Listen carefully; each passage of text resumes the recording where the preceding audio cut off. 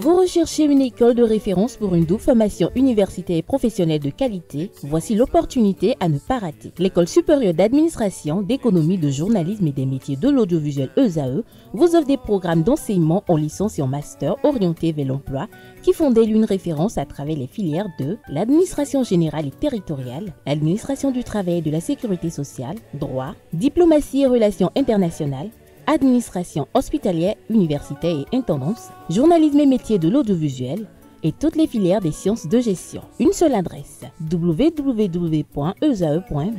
Rendez-vous dès maintenant sur nos campus ESAE Bedjromende au numéro 90 93 65 21 ou au numéro 98 98 14 00. Paracourt sur le numéro 52 46 12 12. Aboumé-Calavi au numéro 52 88 44 44. Akpakpa au numéro 52 88 33 33. ESAE, l'excellence à un nom. Romaric, bonjour à nouveau. Bonjour de Kader. On démarre avec ces impressions de Issa Amadou. Oui, amis internautes, bonjour. En milieu de semaine, le comité exécutif de la Fédération béninoise de football a rencontré le sélectionneur national des Guépards, Guénot Ro, pour faire le point des dernières rencontres, des dernières sorties de l'équipe. Plusieurs observations ont été faites lors de cette rencontre, notamment des difficultés et des perspectives abordées par les deux parties. Issa Amadou est analyste sportif, il décrypte et apprécie cette rencontre. Dans un premier temps, il faut louer déjà cette convocation du sélectionneur national par les membres du comité exécutif. C'est comme ça que cela doit se faire.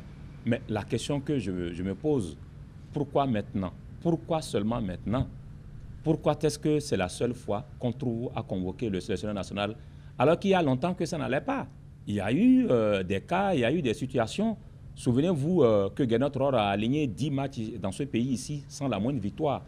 Donc il n'y avait aucune communication entre lui et les membres du comité exécutif? Non. Je pense que les membres du comité exécutif doivent jouer pleinement leur rôle. Leur rôle, c'est d'être scotché chaque fois au bien-être du football dans tous les compartiments et au niveau de toutes les catégories. Donc quand ça ne va pas au niveau de la catégorie phare, qui est la catégorie senior, je pense que ces genres de rencontres doivent être multipliées et non choisir une rencontre au pifomètre, parce que la question elle est là. C'est-à-dire, on se pose la question de savoir est-ce que les membres du comité exécutif ont décidé eux-mêmes de rencontrer Guénot Rohr, savoir ce qui s'est passé par rapport à ces deux matchs-là, ou bien ont-ils envie en réalité de répondre à une certaine préoccupation du public? Parce que le public a été on ne peut plus clair. Il fallait à un moment donné prendre une décision. Le public était fâché après ces deux matchs-là. Et les membres du comité exécutif étaient interpellés par le public. Donc est-ce que c'est pour, on va dire, apporter un apaisement au public que cette décision de convoquer Guénot Rohr a été prise? Ou bien c'est parce qu'ils étaient à un moment donné préoccupés par l'équipe nationale, par les résultats de l'équipe nationale, qu'ils ont décidé de convoquer le sélectionneur national? La question, elle est là, puisqu'il vient de nous démontrer qu'ils n'avaient pas l'habitude de le faire. Donc, je pense qu'il faut que les membres du comité exécutif jouent pleinement leur rôle. L'autre chose, quand j'ai écouté le président de la Fédération béninoise de football, qui magnifiait un peu tout ce que l'État apporte à l'équipe nationale, je pense que c'est une raison supplémentaire pour que eux, membres du comité exécutif, ne dorment pas quand les résultats ne sont pas bons. S'ils sont conscients que l'État joue sa partition, mais qu'attendent-ils, eux, pour jouer également leur partition? Parce que chacun doit jouer son rôle. Et l'État aujourd'hui béninois apporte des milliards de francs CFA au football de manière générale et surtout à l'équipe nationale. Rien ne manque à l'équipe nationale actuellement. Alors pourquoi est-ce qu'on a tendance à dormir, on a tendance à être dans une certaine suffisance, dans un excès de confiance pour ne pas jouer pleinement le rôle à l'air, on va dire, qu'on leur a confié.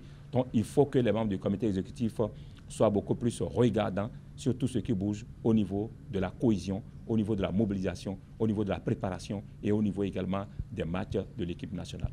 Les Amazones U17 rassurent dans leurs préparatifs avant de jouer la Zambie.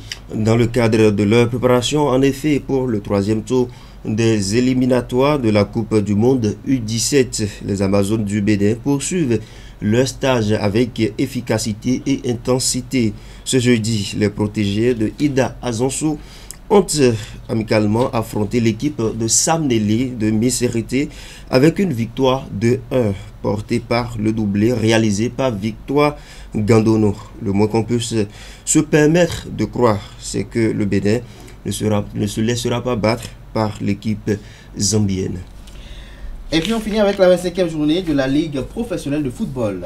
La 25e journée de cette Ligue Pro, ce sera bien évidemment ce week-end avec comme affiche Dadje qui reçoit Abeyi Football Club à Akplaoui. La substance de cette rencontre nous sera livrée par le reporter sportif de ESAE TV, Anaël Dour. Le riche Amegankwe nous reviendra avec le résumé de la rencontre d'Inabo Daboumé et Bani Gansé Aouida. La rencontre entre Coton et Requin de l'Atlantique. Un match qui se déroulera sous les yeux de cet ondé Larios Adjaguenon de la rédaction sportive également de ESAE TV. D'autres rencontres également prévues pour ce week-end. Étoile filante sera face à Sobemap. L'Autopopo jouera Damissa. L'AS Police sera face à Aziza. Pendant ce temps, Sitatoga jouera Asvo. Et les Buffles ont rendez-vous avec Espoir de Savalo pendant que Bois de Sinondé sera face à Roudio. Les Panthères devront jouer avec Dynamo de Parakou et l'AS Takouné jouera les Cavaliers de Niki. Tout ce rendez-vous est prêt pour ce week-end.